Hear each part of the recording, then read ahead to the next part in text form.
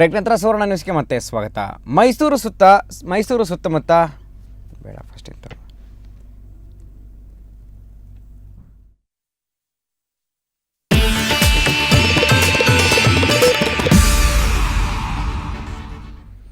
Break ನಂತರ ಸುವರ್ಣ ನ್ಯೂಸ್ಗೆ ಮತ್ತೆ ಸ್ವಾಗತ. ಮೈಸೂರಿನ ಸುತ್ತಮುತ್ತ ನಾನು ಯಾವುದೇ ಭೂಮಿ ಖರೀದಿಸಿಲ್ಲ ಹಾಗೂ ರೈತರಿಗೆ ವಂಚಿಸಿಯೂ ಇಲ್ಲ ಅಂತ ಕರ್ನಾಟಕ ಗೃಹ ನಿರ್ಮಾಣ ಮಂಡಳಿ ಅಧ್ಯಕ್ಷ ಜಿಟಿ ದೇವೇಗೌಡ ಸ್ಪಷ್ಟನೆ ನೀಡಿದ್ದಾರೆ. ಸುವರ್ಣ ನ್ಯೂಸ್ ನಡೆಸಿದ ರಹಸ್ಯ ಕಾರ್ಯಾಚರಣೆಯಲ್ಲಿ ಮೈಸೂರಿನಲ್ಲಿ ಭೂಗಳ್ಳರು ಅನ್ನೋ ಹೆಸರಿನಲ್ಲಿ ಮೈಸೂರಿನ ಸುತ್ತಮುತ್ತ ಕಡಿಮೆ ಬೆಲೆಗೆ ಜಿಟಿಡಿ ರೈತರ ಭೂಮಿ ಲಪಟಾಯಿಸಿರುವ ವರದಿಯನ್ನು ಬಿತ್ತರಿಸಿತ್ತು. ಆದರೆ ಈ ವರದಿಯಲ್ಲಿ ಯಾವುದೇ ಸತ್ಯಾಂಶವಿಲ್ಲ. ನಾವು ಮೈಸೂರು ಸುತ್ತಮುತ್ತ ಯಾವುದೇ ಭೂಮಿ ಲಪಟಾಯಿಸಿಲ್ಲ ಹಾಗೂ ರೈತರಿಗೆ ಮೋಸ ಮಾಡಿಯೂ ಇಲ್ಲ ಅಂತ ಸಮಜಾಯಿಷಿ ನೀಡಿದ್ದಾರೆ. ಜಿಟಿ ದೇವೇಗೌಡರು ರಾಜಕೀಯವಾಗಿ ಬಹಳ ಬೆಳೀತಾ ಇದ್ದಾರೆ. ಅವ್ರು ಬೆಳಿಬಾರ್ದು ಅನ್ನೋ ಕಾರಣಕ್ಕೋಸ್ಕರ ರಾಜಕೀಯವಾಗಿ ಈ ರೀತಿ ಒಂದು ಮಾಡಿದ್ದಾರೆ. ಸಂಪೂರ್ಣ ಮಾಹಿತಿ ನಾನು ಹೇಳ್ತೇನೆ. ಯಾಕೆಂದರೆ ನಾನು ಯಾವತ್ತೂ ಕೂಡ ಯಾರ ಮೇಲೂ ಆಪಾದನೆ ಮಾಡಲ್ಲ. ನನ್ನ ಮೇಲೆ ಎಷ್ಟೇ ಆಪಾದನೆ ಬಂದರೂ ಕೂಡ ಆ ಸತ್ಯ ಜನರು ತಿಳಿತಕ್ಕಂಥ ಕೆಲಸವನ್ನು ನಾನು ಪ್ರಾಮಾಣಿಕವಾಗಿ ಮಾಡ್ತೇನೆ. ಅದ್ರ ಬಗ್ಗೆ ನನಗೆ ಅನುಮಾನ ಇಲ್ಲ.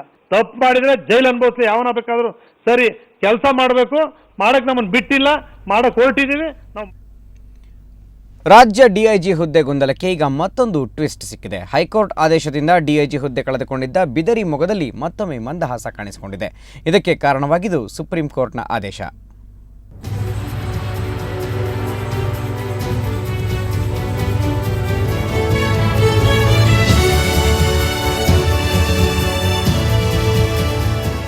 ರಾಜ್ಯದ ಡಿಜಿಐಜಿಪಿ ಹುದ್ದೆ ನೇಮಕ ವಿವಾದಕ್ಕೆ ಇವತ್ತು ಮತ್ತೊಂದು ಟ್ವಿಸ್ಟ್ ಸಿಕ್ಕಿದೆ.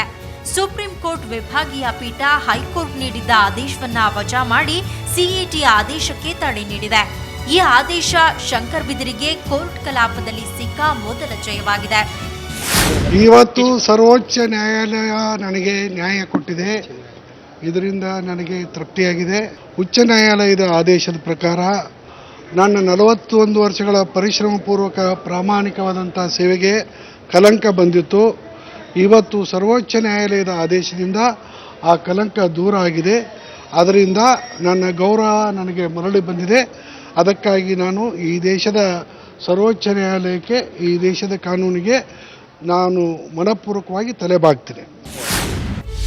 ಸಿಎಟಿಯಲ್ಲಿ ಏನಾಗಿತ್ತು? ಡಿಜಿಐಜಿಪಿಯಾಗಿ ಶಂಕರ್ ಬಿದರಿ ನೇಮಕ ಮಾಡಿದ ಸರ್ಕಾರದ ಕ್ರಮ ಸರಿಯಲ್ಲ ಅಂತ ಸಿಎಟಿಗೆ ಇನ್ಫ್ಯಾಂಟ್ ಅರ್ಜಿ ಸಲ್ಲಿಸಿದ್ರು. ಸರ್ಕಾರ ನೇಮಕಾತಿಯಲ್ಲಿ ಸದಾಶಿವ ಆಯೋಗ ಮತ್ತು ರಾಷ್ಟ್ರೀಯ ಮಾನವ ಹಕ್ಕುಗಳ ಆಯೋಗ ನೀಡಿರುವ ವರದಿಯನ್ನ ಪರಿಗಣಿಸಿಲ್ಲ ಅಂತ ಆರೋಪ ಮಾಡಿದ್ರು. ಡಿಜಿಐಜಿಪಿ ಹುದ್ದೆಗೆ ಆರೋಪ ಇಲ್ಲದವರು ಹಾಗೂ ವೃತ್ತಿಯಲ್ಲಿ ಹಿರಿಯರಿಗೆ ಪ್ರಾಶಸ್ತ್ಯ ನೀಡಬೇಕು ಅಂತ ಸುಪ್ರೀಂ ಕೋರ್ಟ್ ಈಗಾಗಲೇ ಆದೇಶ ನೀಡಿದೆ. ಈ ಎಲ್ಲ ಅಂಶಗಳನ್ನ ಗಾಳಿಗೆ ತೂರಿ ನೇಮಕ ಮಾಡಿದ್ದಾರೆಂದು ಆರೋಪಿಸಲಾಗಿತ್ತು. ಬಿದರಿ ಮಾಡಿದ ಎಡವಟ್ಟೇನೋ? ಇನ್ಫ್ಯಾಂಟ್ ಸಲ್ಲಿಸಿದ್ದ ಅರ್ಜಿಗೆ ಖಾರವಾಗಿ ಆಕ್ಷೇಪಣೆ ಸಲ್ಲಿಸಿದ್ದ ಬಿದರಿ, ನಾನು ಎಸ್ಟಿಎಫ್ ಪಡೆಯಲ್ಲಿ ಮೇಲಾಧಿಕಾರಿಯಾಗಿರಲಿಲ್ಲ, ಮೊಹಮ್ಮದ್ ಗಡಾಫಿ ಅಥವಾ ಸದ್ದಾಂ ಹುಸೇನ್ ತರ ಅಧಿಕಾರ ಪಡೆದುಕೊಂಡಿರಲಿಲ್ಲ ಅಂತ ಆಕ್ಷೇಪಣೆ ಸಲ್ಲಿಸಿದ್ರು. ಆದರೆ ಸಿಎಟಿ ಇನ್ಫ್ಯಾಂಟ್ ಅರ್ಜಿ ಅಂಗೀಕರಿಸಿ ನೇಮಕ ರದ್ದು ಮಾಡುವಂತೆ ಸರ್ಕಾರಕ್ಕೆ ಆದೇಶ ನೀಡಿತ್ತು. ಸಿಎಟಿ ಆದೇಶ ಪ್ರಶ್ನಿಸಿ ಹೈಕೋರ್ಟ್ಗೆ ಬಂದ ಬಿದರಿಗೆ ದೊಡ್ಡ ಶಾಕ್ ಆದಿತ್ತು. ವಾದ ಪ್ರತಿವಾದವನ್ನು ಆಲಿಸಿದ ವಿಭಾಗೀಯ ಪೀಠ ಸಿಎಟಿ ಆಕ್ಷೇಪಣಾ ಪತ್ರದಲ್ಲಿ ಬಿದರಿಗೆ ನಾನು ಗಡಾಫಿ, ಸದ್ದಾಂ ಹುಸೇನ್ ಆಗಿರಲಿಲ್ಲ ಅಂತ ತಿಳಿಸಿದ್ದಾರೆ. ಒಂದು ವೇಳೆ ಮೇಲಾಧಿಕಾರಿಗಳು ಅಧಿಕಾರ ನೀಡಿದ್ದಾರೆ ಎನ್ನುವ ರೀತಿ ಪ್ರಶ್ನೆ ಮಾಡಿತ್ತು. ಹೀಗಾಗಿ ಸಮಾಜಕ್ಕೆ ಗಡಾಫಿ ಮತ್ತು ಸದ್ದಾಂ ಹುಸೇನ್ರ ಅವಶ್ಯಕತೆ ಇಲ್ಲ. ಅದು ಅಲ್ಲದೆ ಸರ್ಕಾರ ಸದಾಶಿವ ಆಯೋಗ ಮತ್ತು ರಾಷ್ಟ್ರೀಯ ಮಾನವ ಹಕ್ಕುಗಳ ಆಯೋಗದ ವರದಿಯನ್ನ ಪರಿಗಣಿಸಿಲ್ಲ ಅಂತ ಅರ್ಜಿ ವಜಾ ಮಾಡಿ ಇನ್ಫ್ಯಾಂಟ್ರನ್ನ ನೇಮಕ ಮಾಡುವಂತೆ ಸರ್ಕಾರಕ್ಕೆ ಆದೇಶ ನೀಡಿತ್ತು. ಬಿದರಿಗೆ ಮೇಲುಗೈ. ಹೈಕೋರ್ಟ್ ನೀಡಿದ ಆದೇಶವನ್ನ ಬಿದರಿ ಮತ್ತು ರಾಜ್ಯ ಸರ್ಕಾರ ಸುಪ್ರೀಂ ಕೋರ್ಟ್ನಲ್ಲಿ ಪ್ರಶ್ನಿಸಿದ್ರು. ವಿಚಾರಣೆ ನಡೆಸಿದ ಕೋರ್ಟ್ ಸದಾಶಿವ ಆಯೋಗ ಮತ್ತು ರಾಷ್ಟ್ರೀಯ ಮಾನವ ಹಕ್ಕುಗಳ ಆಯೋಗ ನೀಡಿರುವ ವರದಿಯಲ್ಲಿ ಎಲ್ಲೂ ಬಿದರಿ ಅವರನ್ನ ದೋಷಿ ಅಂತ ಕರೆದಿಲ್ಲ.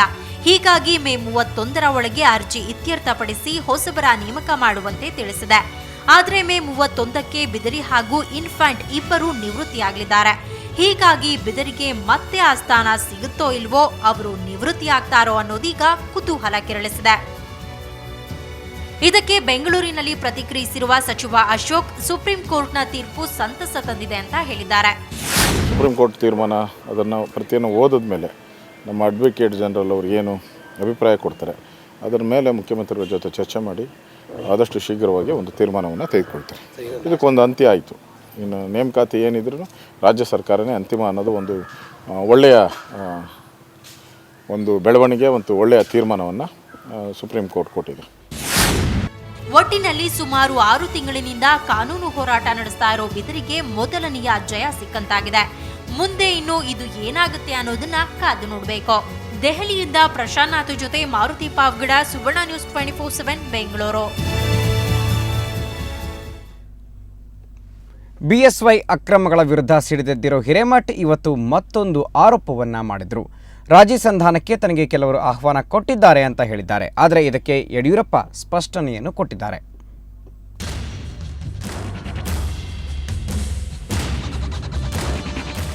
SR ಹಿರೇಮಠ್ ಈ ಹೆಸರು ಕೇಳಿದ್ರೇನೆ ಅಕ್ರಮ ಕುಳಗಳ ಎದೆ ಢವಢವ ಅನ್ನುತ್ತೆ.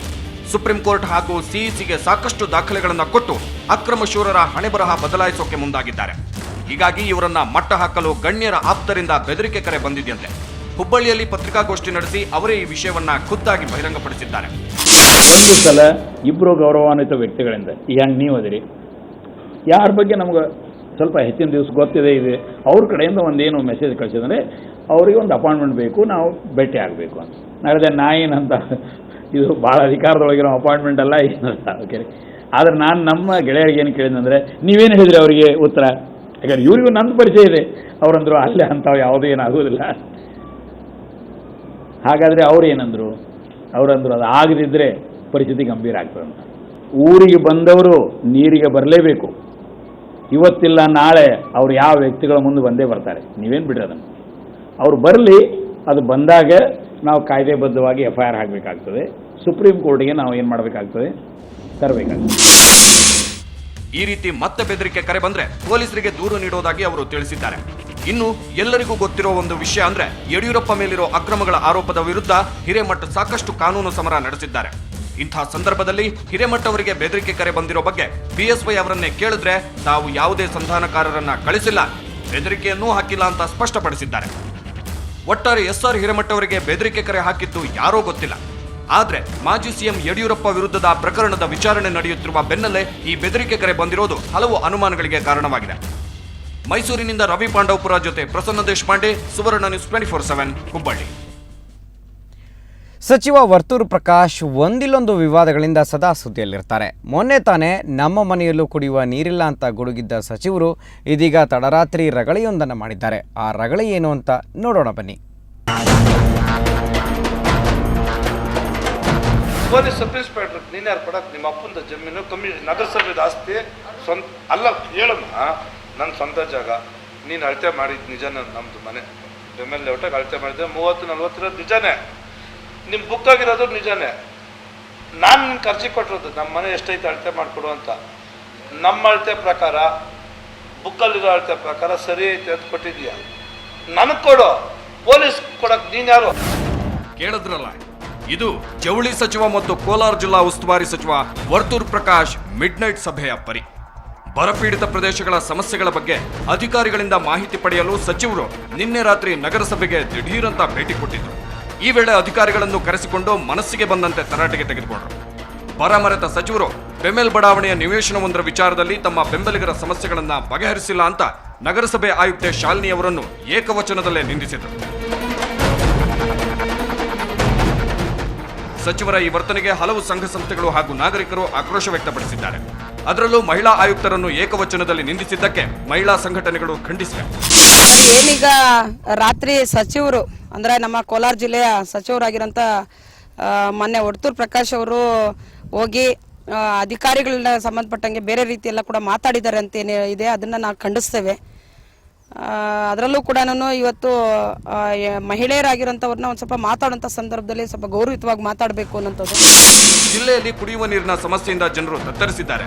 ಈ ಸಮಸ್ಯೆಗಳನ್ನು ಪರಿಹರಿಸಬೇಕಾದ ಸಚಿವರು ಬೇರೇನೋ ವಿಷಯಕ್ಕೆ ಅಧಿಕಾರಿ ಜೊತೆ ಉದ್ದಟತನದಿಂದ ವರ್ತಿಸಿರೋದು ಈಗ ಅಸಮಾಧಾನಕ್ಕೆ ಕಾರಣವಾಗಿದೆ. ಕ್ಯಾಮರಾಮನ್ ನಾಗರಾಜು ಜೊತೆ PN ಲಕ್ಷ್ಮೀಪತಿ, ಸುವರ್ಣ ನ್ಯೂಸ್ 24/7 ಕೋಲಾರ. ಹುಪ್ಪಿ ಚಿತ್ರಗಳ ರಿಲೀಸ್ ವಿವಾದ ಸದ್ಯಕ್ಕೆ ಬಗೆಹರಿಯೋ ಲಕ್ಷಣಗಳು ಕಾಣಿಸ್ತಾ ಇಲ್ಲ. ಇವತ್ತು ಅಂಬರೀಷ್ ನೇತೃತ್ವದಲ್ಲಿ ರಾಜಿ ಸಂಧಾನ ಆಗುತ್ತೆ ಅಂತಾನೆ ಭಾವಿಸಲಾಗಿತ್ತು. ಆದರೆ ಅಂಬರೀಷ್ ಬರಲಿಲ್ಲ, ಸಮಸ್ಯೆಯೂ ಬಗೆಹರಿಲಿಲ್ಲ. ಮುತ್ತಿನಂತ ಮುತ್ತೊಂದು ಕೊಡಲೇ ನಮ್ಮ ನಿನಗೆ ಕೊಡಲೇ ನಮ್ಮ ಈ ಟೀನೇಜ್ ಲವ್ ಅನ್ನೋದು ಬರಲೇಬೇಕು ನನಗೆ ಐ ಲವ್ ಯು ಅಂತ ನೀ ಹೇಳಬೇಕು. ಕಟಾರಿ ವೀರ ಹಾಗೂ ಗಾಡ್ ಫಾದರ್ ಚಿತ್ರಗಳ ಬಿಡುಗಡೆಗೆ ಸಂಬಂಧಿಸಿದಂತೆ ಸಂಜೆ ಕನ್ನಡ ಚಲನಚಿತ್ರ ವಾಣಿಜ್ಯ ಮಂಡಳಿಯಲ್ಲಿ ಸಭೆ ನಡೆಯಿತು. ಶೂಟಿಂಗ್ ಕಾರಣದಿಂದಾಗಿ ಅಂಬರೀಶ್ ಸಭೆಗೆ ಬಂದಿರಲಿಲ್ಲ. ಕಟಾರಿ ವೀರ ಚಿತ್ರದ ನಿರ್ಮಾಪಕ ಮುನಿರತ್ನ ಕೂಡ ಸಭೆಗೆ ಹಾಜರಾಗಿರಲಿಲ್ಲ. ವಾಣಿಜ್ಯ ಮಂಡಳಿ ಅಧ್ಯಕ್ಷ ಕೆವಿ ಚಂದ್ರಶೇಖರ್ ನೇತೃತ್ವದಲ್ಲಿ ನಡೆದ ಸಭೆಯಲ್ಲಿ ಉಪೇಂದ್ರ, ನಿರ್ಮಾಪಕ ರಾಮು, ಎನ್ ಕುಮಾರ್, ಸಾರಾ ಗೋವಿಂದು, ಕೆ ಮಂಜು ಹಾಜರಿದ್ರು. ಆದರೆ ಸಭೆ ಯಾವುದೇ ತೀರ್ಮಾನಕ್ಕೆ ಬರಲು ವಿಫಲವಾಯಿತು. ಉಪೇಂದ್ರ ಅವರಂತೂ ಸಭೆ ಮುಗಿಯುವ ಮುನ್ನವೇ ಹೊರನಡೆದ್ರು. ಗುರುವಾರ ಮತ್ತೊಮ್ಮೆ ಸಭೆ ನಡೆಸಿ ಅಂತಿಮ ತೀರ್ಮಾನಕ್ಕೆ ಬರುವುದಾಗಿ ಮಂಡಳಿ ಅಧ್ಯಕ್ಷ ಕೆವಿ ಚಂದ್ರಶೇಖರ್ ಹೇಳಿದ್ದಾರೆ. ವಾಣಿಜ್ಯ ಮಂಡಳಿಯ ಕಾರ್ಯದರ್ಶಿಗಳಾದ ಸಾರಾ ಗೋವಿಂದ್ ಅವರು ಅವರ ಮಾತಾಡಿ ಅವರಿಗೆ ಕೆಲವು ಮಾಹಿತಿಗಳು ಬೇಕಾಗಿದೆ, ಅದನ್ನು ತೆಗೆದುಕೊಂಡು ಈ 2 ಚಿತ್ರಗಳ ವಿಷಯದಲ್ಲಿ ಅಂತಿಮ ತೀರ್ಮಾನವನ್ನು ನಾಡ್ದು ಮಧ್ಯಾಹ್ನ ಆಗುತ್ತಲ್ಲ, ಮಧ್ಯಾಹ್ನ ಮೇಲೆ ಅವರು ಹೊರಗಡೆ ತರ್ತಾರೆ. ಅವರು ತಗೊಂಬರುವಂಥ ತೀರ್ಮಾನಕ್ಕೆ ಈಗ ನಿರ್ಮಾಪಕರಾದಂಥ ಮಂಜು ಅವರು ಸಹ ಸಹಮತವನ್ನು ವ್ಯಕ್ತಪಡಿಸಿದ್ದಾರೆ. ಸೊ ಇಷ್ಟು ತೀರ್ಮಾನ ಈ ಸಭೆಯಲ್ಲಿ ಇವತ್ತು ಆಗಿದೆ. ನಿರ್ಮಾಪಕ ಕೆ ಮಂಜು ತಮ್ಮ ಚಿತ್ರವನ್ನ ಸೆನ್ಸಾರ್ಗೆ ಅಪ್ಲೈ ಮಾಡಿದ್ದಾರಂತೆ. ಸಿನಿಮಾ ಬಿಡುಗಡೆಗೆ ಬೇಕಾದ ಎಲ್ಲ ಸಿದ್ಧತೆಗಳನ್ನು ಮಾಡಿಕೊಳ್ಳುತ್ತಿದ್ದಾರಂತೆ.